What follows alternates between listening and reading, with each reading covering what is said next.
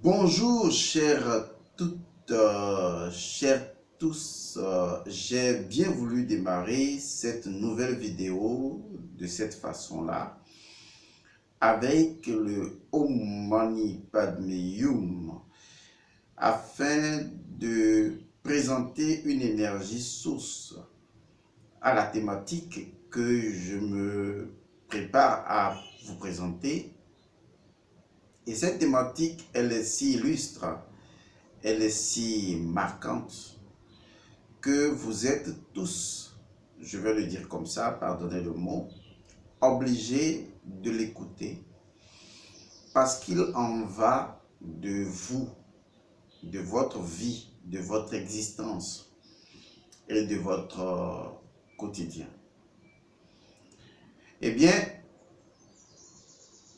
la thématique que nous allons aborder s'intitule « La sombre nuit de l'âme ».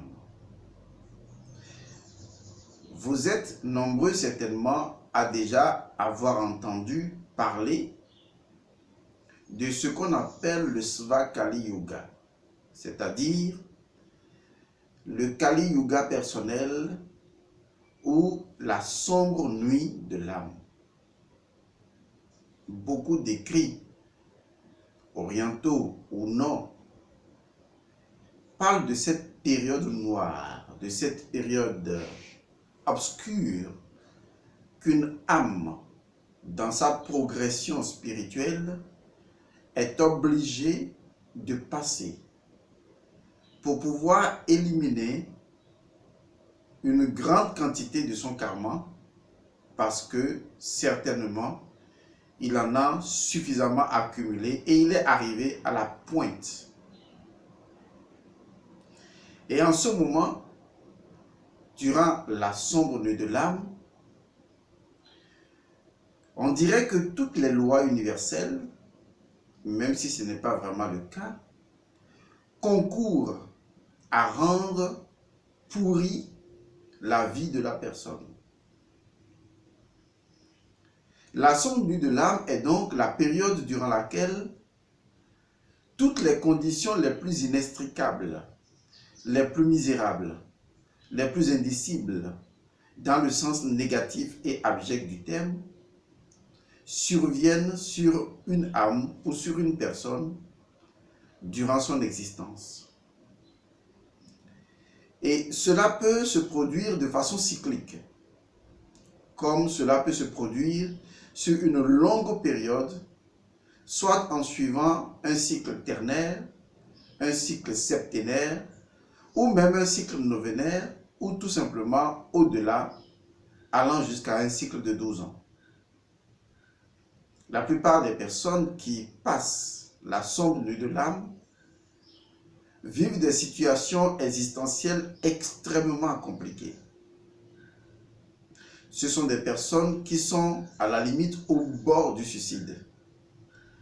Parce que ces personnes semblent vivre de façon redondante des situations de récurrence, de répétition, et il n'y a aucune possibilité de s'en sortir, comme si ces personnes étaient prises au piège dans un tunnel obscur, dans la nuit noire.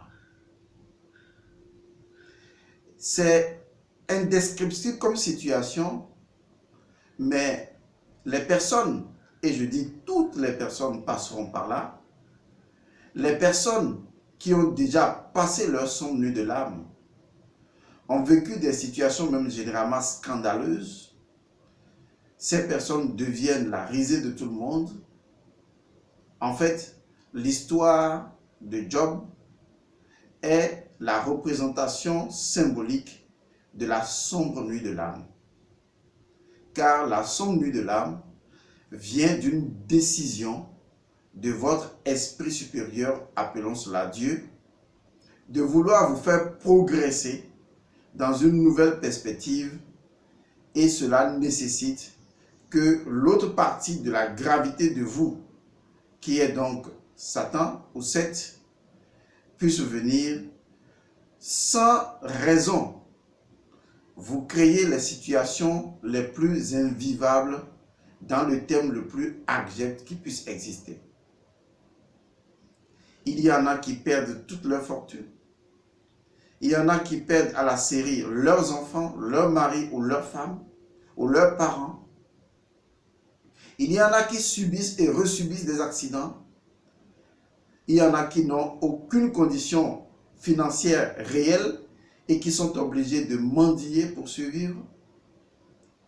Il y en a qui, dans certaines conditions, pour des raisons les plus inexplicables, se retrouvent visiblement en prison et doivent forcément y séjourner pour un temps. C'est difficile de se représenter tous les paramètres, toutes les configurations et tous les schémas ou les circonvolutions que peut prendre la sombre nuit de l'âme. C'est lorsqu'on y est qu'on sait qu'on y est, parce que seul l'individu vit dans son état la vérité ou la réalité de l'impossibilité de pouvoir s'en sortir. Vous êtes dans une maison ou dans une chambre à 4 murs, vous touchez tous les murs et vous ne trouvez aucune porte. Vous faites des efforts pour sauter, mais vous ne touchez aucun plafond. Vous aimeriez creuser le sol, mais vous n'y arrivez pas. C'est ce qu'on appelle une situation de total blocage. De blocage si extrême que l'individu est dépossédé même de toute possibilité capacitaire d'arranger même les choses s'il le voulait. Il passera ses nuits à pleurer, à supplier, à prier ou à méditer ou à contempler. Mais on dirait que la divine providence elle-même l'a, d'une certaine manière, complètement abandonné. Comme si l'individu est seul face à sa propre noirceur, à sa sombre nuit de l'âme, une période de très grande purification pour son âme, une période dont la durée ne dépend véritablement que de lui. Il est important de comprendre que c'est des moments obligatoires parce que l'élément acteur principal de la sombre nuit de l'âme, l'élément qui vous conduit inévitablement à la sombre nuit de l'âme, qui crée la sombre nuit de l'âme ou qui est peut-être fondamentalement le créateur de la sombre nuit de l'âme, c'est votre mental. Lorsque votre mental arrive à saturation, que votre mental a créé suffisamment de circonvolutions qui sont devenues des lois, des récurrences, qui sont devenues des habitudes mentales que vous transportez au fur et à mesure de vos réincarnations et qui répercutent leurs vibrations sur votre âme, rendant ainsi votre âme totalement prisonnière. À un moment donné, votre âme ne peut plus user de son cas, de son énergie de vitalité pour indiquer la bonne voie à votre corps physique et par conséquent, votre existence tout entière, physique parlant, va se retrouver dans un état de misérabilité totale. Ce n'est rien face aux Les Misérables de Victor Hugo. Il est important de retenir tout simplement que dans le monde d'entraînement que constitue le monde physique, qui en fait est une école, un monde dans lequel nous sommes obligés de venir apprendre des lois pour pouvoir nous redécouvrir nous-mêmes dans une version différente de nous, pour ensuite aller à une autre version dans l'infiniment grand, pour explorer la dimension la plus illimitée et infinie de nous, l'inconnu que nous sommes face à nous-mêmes. Il arrive des moments où la somme d'un certain nombre d'actions posées de par le passé, arrivées donc à maturation, arrivées dans leur état de maturité, dans une incarnation, décident de leur totalité en tant que karma mûr de s'imposer à l'individu dans une vie à un moment précis. Si vous ne voyez que votre existence qui s'écoule sur une période restreinte de vie de 60, 80, 100 ans approximativement, lorsque vous allez comparer votre vie aux autres qui sont autour de vous, vous allez dire comme beaucoup de personnes, pourquoi Dieu a laissé une telle chose se faire? Pourquoi vous êtes si malheureux? Qu'est-ce que vous avez fait au destin? Pourquoi les autres sont heureux et pourquoi pas vous? Parce que votre vision est réductrice. Vous voyez les choses avec une perspective moindre. Parce que pour vous, vous ne voyez que cette existence-ci. Mais si vous vous voyez comme étant un être éternel, qui d'incarnation en incarnation évolue dans un cycle infini et qui en a passé d'autres et qui passera d'autres, vous voyez que votre existence n'est pas le résumé de ce qui se passe dans cette incarnation, mais c'est l'ensemble des incarnations que vous avez déjà passées, tout comme les autres passent et passeront, et par conséquent, à cette heure précise de cette incarnation, eh bien, vous subissez votre sombre nuit de l'âme, tout comme dans la totalité des existences des autres, chacun arrivera où certains ont déjà passé à un moment donné leur sombre nuit de l'âme. C'est un élément important à soulever parce que la plupart du temps, lorsque les gens sont dans cette situation de la sombre nuit de l'âme de Shiva et Kali Yuga, ils cherchent des solutions, disons, aléatoires et des fois temporaires. Ils cherchent des solutions qui pourraient les sortir rapidement et que les choses s'arrangent d'une certaine manière. Et d'ailleurs, tous les efforts que font ces personnes, ça ne donne aucun résultat. C'est comme si le malheur a décidé de s'incarner ou de les incarner à un moment précis, en attirant d'autres malheurs qui se multiplient à une échelle et à des fréquences données. Et les efforts semblent être une lutte d'une fourmi contre un marteau. L'individu se sent écrasé, écrasé par son existence, écrasé par ses pensées, par ses émotions, par tout ce qu'il vit au fond de lui.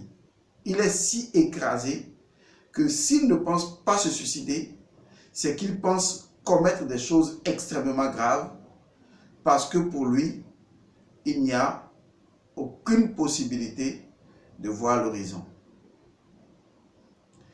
C'est si difficile, c'est si maléfique, je dis bien si maléfique, que la seule véritable représentation dont vous pouvez avoir une idée que j'ai donnée tantôt, c'est l'histoire de Job.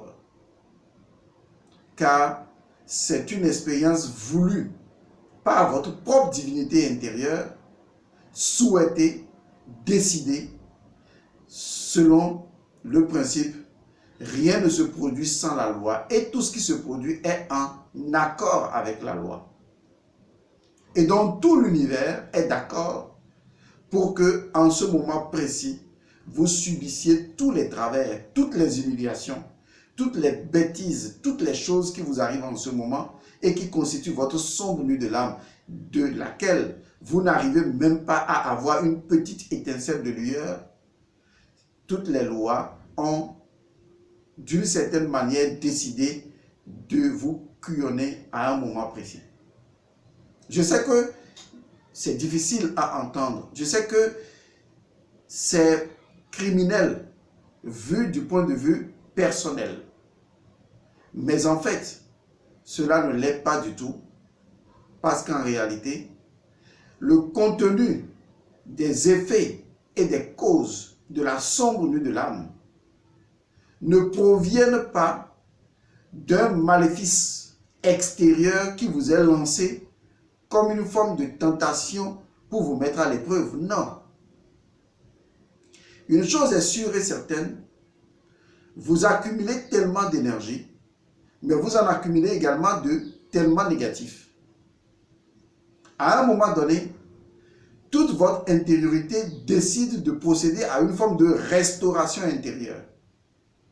Parce que, tout comme le soleil a son cycle, tout comme la lune a son cycle, tout comme la terre a son cycle, tout comme notre galaxie a son cycle, eh bien, il y a également le cycle de l'âme.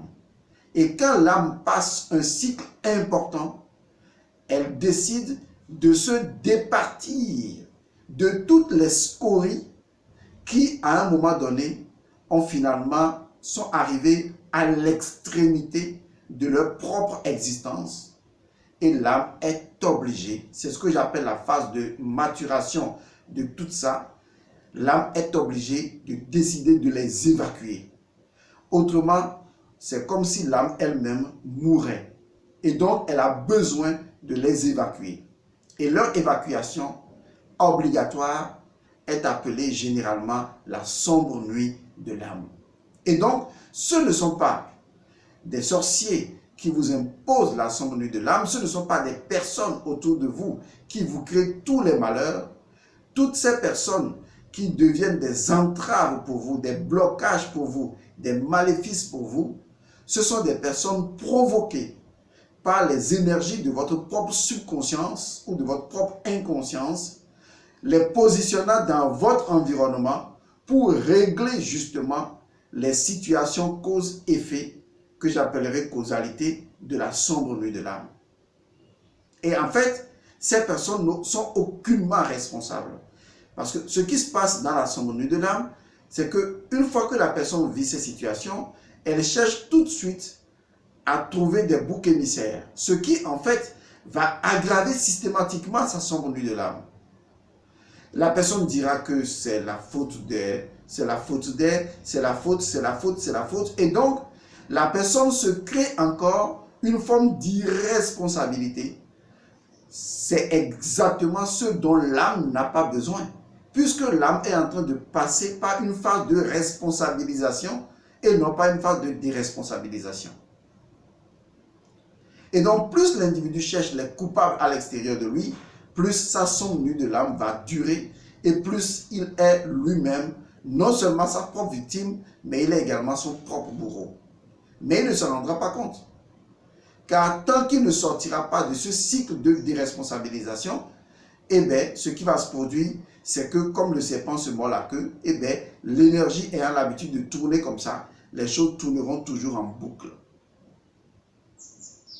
C'est le plus grand malheur que l'individu puisse vivre. Non pas que la sombre nuit de l'âme lui arrive, puisque tout le monde y passe, et y passera forcément. Mais son plus grand malheur, c'est de chercher la cause à l'extérieur de lui-même. Étant donné que les énergies qui sont densifiées, mobilisées contre lui-même, ne sont pas des énergies outre-mer, mais que ce sont des énergies qui sont produites par sa propre conscience, l'individu ne peut se restaurer qu'à l'intérieur de sa propre conscience.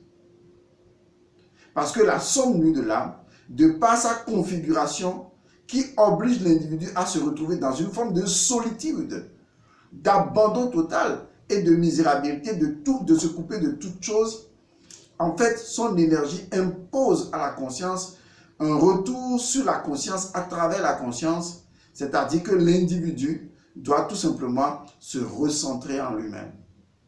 C'est la seule façon pour lui, en tournant comme l'Ouroboros, de produire de la lumière, parce que la seule façon de sortir de la sombre nuit de l'âme, c'est de produire la lumière à l'intérieur de soi.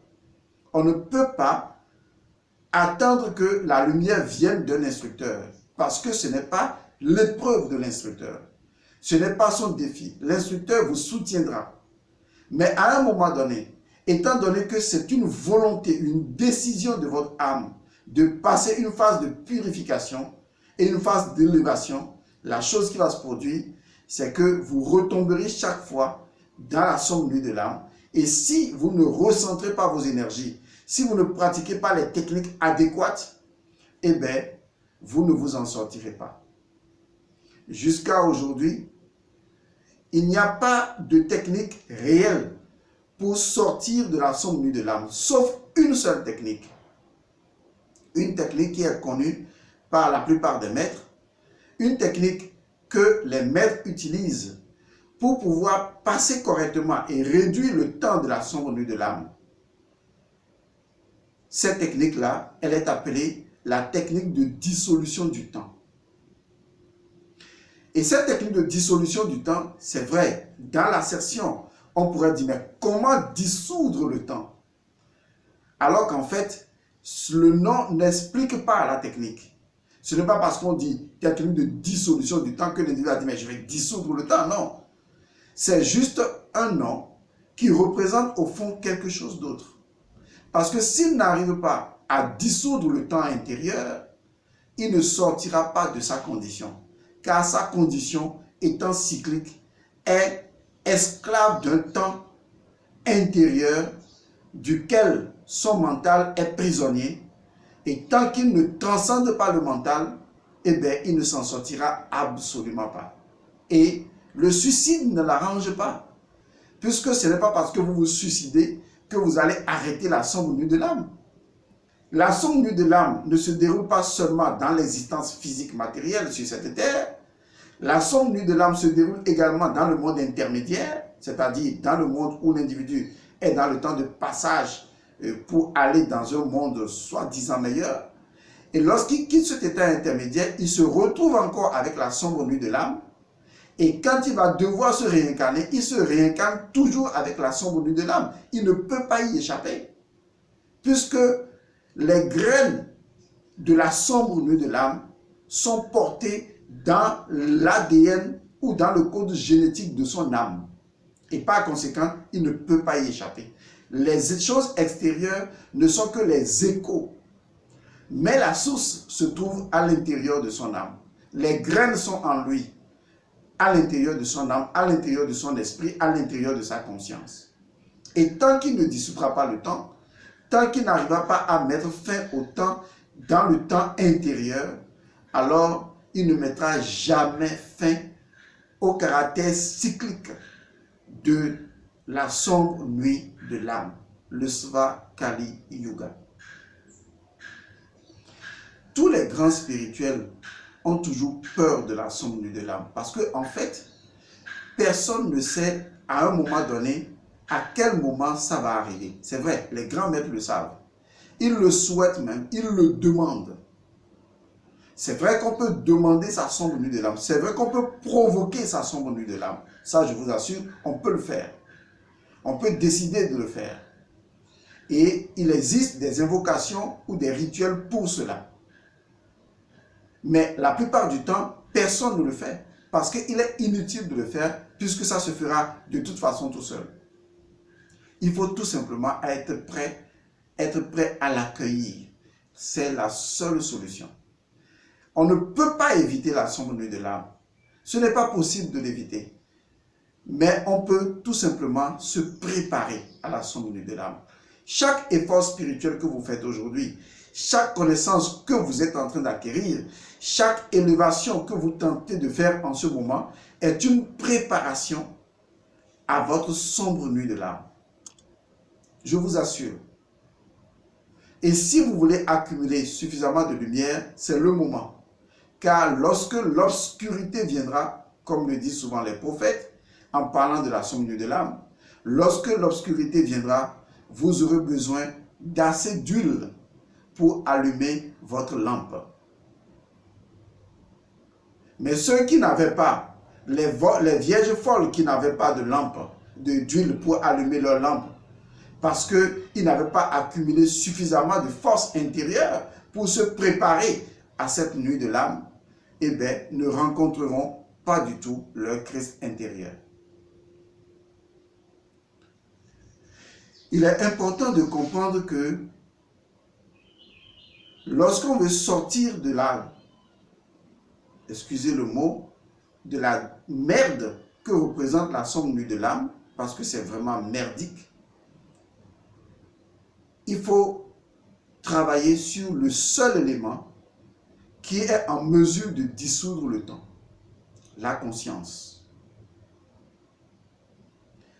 seule la conscience peut vous aider à sortir de la sombre nuit de l'âme. Parce que seule la conscience est intemporelle. Malheureusement, très peu de gens savent ce qu'est la conscience, parce que beaucoup de personnes confondent la conscience avec le fait de penser et le processus de la pensée. À partir du moment où vous confondez l'acte de penser à la conscience, eh bien, vous allez croire justement que vous êtes ce que vous pensez. Et vous allez vous limiter à ce que vous pensez, parce que c'est ce que vous êtes. Alors qu'en réalité, vous n'êtes pas ce que vous pensez. Et vous n'êtes pas ce que vous ressentez. Donc la conscience transcende la pensée. La conscience transcende la réflexion. La conscience transcende le mental. C'est pourquoi la première loi, qui est en même temps la loi fondamentale et fonctionnelle de la conscience, exprime la vérité métaphysique suivante. Le tout est esprit, l'univers est mental. Le jour où l'individu décode cette première loi et la met en application, il n'a nullement besoin des autres 6 autres lois hermétiques, issues de l'herméneutique, pour pouvoir sortir de la sombre nuit de l'âme. Malheureusement, les gens pensent qu'en lisant des ouvrages associés, n'est-ce pas, aux 7 lois hermétiques, de fameux ouvrages, bon, je ne vais pas les citer ici, les gens pensent que la lecture de ces ouvrages leur confère la compréhension de ces 7 lois. C'est d'une bêtise inégalable. On ne peut pas lire la compréhension de ces lois-là dans un document. On doit vous l'apprendre, on doit vous l'enseigner. Sinon, vous ne les comprendrez jamais. Le tout est esprit, l'univers est mental. Qu'est-ce que ça veut dire concrètement? Vous lirez le français, vous interpréterez le français, mais vous n'entrerez jamais dans la symbolique de ces symboles qui sont utilisés pour expliquer ou tenter d'expliquer ou tenter de se connecter à quelque chose d'inexplicable. Parce que cette seule loi peut faire un document de plus de 200 pages. Ça vous surprend, n'est-ce pas?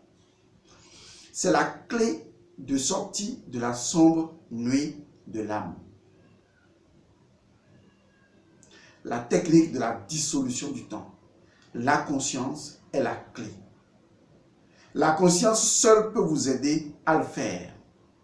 Et la conscience peut le faire avec grande facilité parce que c'est la seule vérité intemporelle de nous, en dehors de la pensée, en dehors de nos émotions, qui en fait ne sont pas la conscience, mais ne sont que les agrégats de la conscience. La question se pose alors, qu'est-ce que la conscience? Celui qui a expliqué la conscience de façon profonde et véritable, et on y reviendra, c'est l'ange de la mort, Ampou, Anubis. Je l'ai écrit dans mon livre, Livre des morts, de la mort aux vivants. Si vous lisez ce livre, vous allez découvrir que celui qui détient le mystère de la transformation de l'homme, ou la clé des mystères, c'est Anubis. C'est Bhikkhu.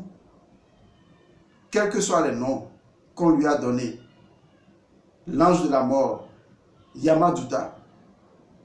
Lorsque vous lisez les 13 principes de la conscience, tels que énumérés dans le livre, Livre des morts, de la mort aux vivants, vous allez vous poser la question de savoir, mais est-ce que je savais vraiment ce qu'est la conscience? Et c'est là que vous pourrez arriver à intérioriser, car la porte de sortie de la sombre nuit de l'âme se trouve non seulement à l'intérieur, suivez-moi bien, mais s'ouvre à l'intérieur.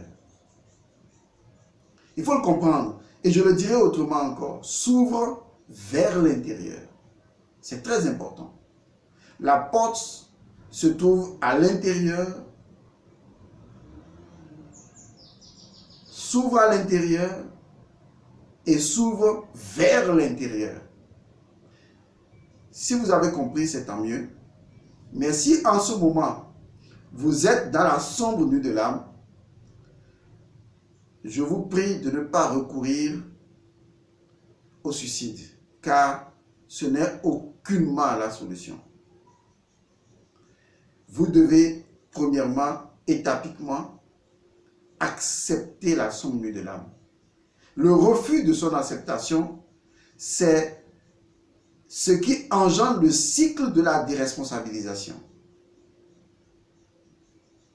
L'acceptation est ce qui vous introduit dans l'énergie avec laquelle l'âme a créé la sombre nuit de l'âme ou subi la sombre nuit de l'âme, et la même énergie à partir de laquelle on va aller à l'intérieur, ouvrir la porte à l'intérieur, ouvrir la porte vers l'intérieur.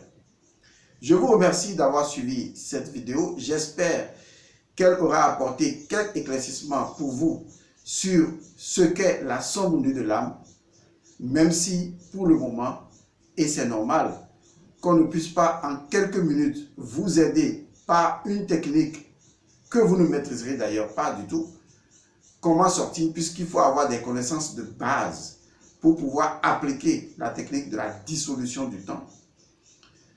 De toute façon, ce qui est important, vous êtes informé et vous savez que il y a une bêtise à ne pas commettre et que vous devez vous préparer à assumer intégralement, en toute conscience, ce qui provient de vous et qui tourbillonne l'extérieur. Paix à vous.